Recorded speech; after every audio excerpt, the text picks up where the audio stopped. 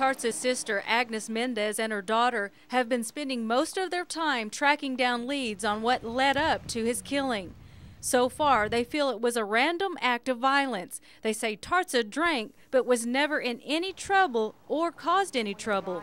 He was fine. He was talking around, but they had beat him up really bad.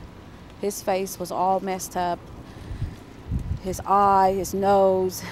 He didn't look like himself, you know. There was 4 boys beating on another boy, and he was hauling for help.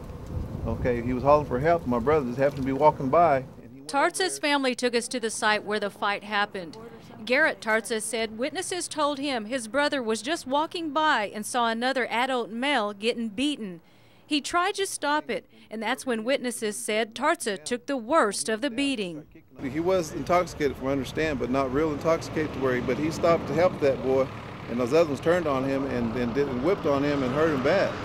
What's making the investigation harder is that dozens of people were at the scene. Police say 20 to 30 people, most of them juveniles, were at the crime scene. The victim's family says the spot you see here is where Tartza was brutally beaten.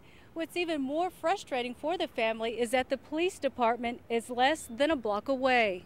Officers, unless they're doing paperwork or something of that nature, or speaking with someone who's got a problem, are usually not here. They're out and they're patrolling throughout the town. So it's not always true that this is the closest place to an officer.